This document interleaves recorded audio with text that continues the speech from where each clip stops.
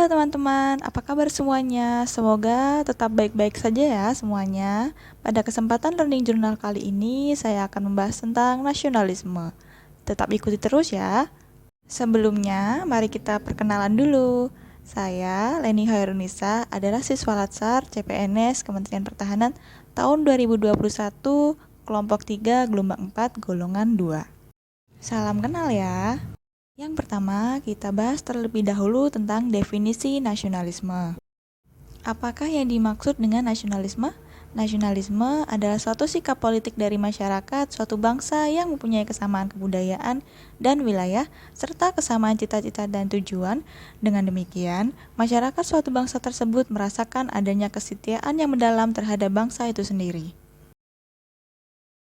Dalam nasionalisme terdapat beberapa prinsip-prinsip. Yang pertama adalah hasrat untuk mencapai kesatuan, yang kedua hasrat untuk mencapai kemerdekaan, yang ketiga hasrat untuk mencapai keaslian, dan yang keempat hasrat untuk mencapai kehormatan bangsa. Adapun hal-hal yang mendorong munculnya paham nasionalisme adalah yang pertama, adanya campur tangan bangsa lain, misalnya penjajahan dalam wilayahnya. Yang kedua, adanya keinginan dan tekad bersama untuk melepaskan diri dari belenggu kekuasaan absolut agar manusia mendapatkan hak-haknya secara wajar sebagai warga negara. Yang ketiga, adanya ikatan rasa senasib dan seperjuangan. Yang keempat, bertempat tinggal dalam suatu wilayah. Kemudian, mari kita bahas tentang nasionalisme Pancasila. Nasionalisme Pancasila adalah pandangan atau paham kecintaan manusia Indonesia terhadap bangsa dan tanah airnya yang didasarkan pada nilai-nilai Pancasila. Prinsip nasionalisme bangsa Indonesia dilandasi nilai-nilai Pancasila yang diarahkan agar bangsa Indonesia senantiasa menempatkan persatuan kesatuan, kepentingan dan keselamatan bangsa dan negara di atas kepentingan pribadi atau kepentingan golongan, menunjukkan sikap rela berkorban demi kepentingan bangsa dan negara, bangga sebagai bangsa Indonesia dan bertanah air Indonesia, serta tidak merasa rendah diri, mengakui persamaan derajat, persamaan hak dan kewajiban antara sesama manusia dan sesama bangsa, menumbuhkan sikap saling mencintai sesama manusia, dan mengembangkan sikap tenggang rasa. Pada sila pertama, yaitu ketuhanan yang Maha Esa, N diharapkan mampu memahami dan mengimplementasikan nilai-nilai ketuhanan yang Maha Esa dalam menjalankan tugasnya. Nilai-nilai ketuhanan yang dianut masyarakat berkaitan dengan kemajuan suatu bangsa. Ini karena nilai-nilai yang dianut masyarakat membentuk pemikiran mereka dalam memandang persoalan yang terjadi. Maka, selain karena sejarah ketuhanan masyarakat Indonesia yang mengakar, nilai-nilai ketuhanan menjadi faktor penting yang mengiringi perjalanan bangsa menuju kemajuan. Kemudian, melalui sila kedua, ASN diharapkan dapat memahami dan mengimplementasikan nilai-nilai kemanusiaan dalam menjalankan tugasnya. Dengan melandaskan pada prinsip kemanusiaan ini, berbagai tindakan dan perilaku yang bertentangan dengan nilai-nilai kemanusiaan tidak sepatutnya mewarnai kebijakan dan perilaku aparatur negara.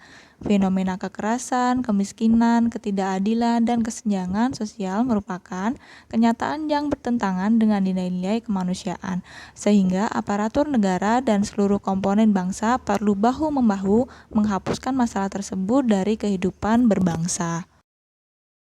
Melalui sila ketiga, ASN diharapkan dapat memahami dan mengimplementasikan sila persatuan Indonesia dalam menjalankan tugasnya. Keberadaan bangsa Indonesia terjadi karena dia memiliki satu nyawa, satu asa akal yang tumbuh dalam jiwa rakyat sebelumnya yang menjalani satu kesatuan riwayat yang membangkitkan persatuan karakter dan kehendak untuk hidup bersama dalam suatu wilayah geopolitik nyata. Selain kehendak hidup bersama, keberadaan bangsa Indonesia juga didukung oleh semangat gotong royong.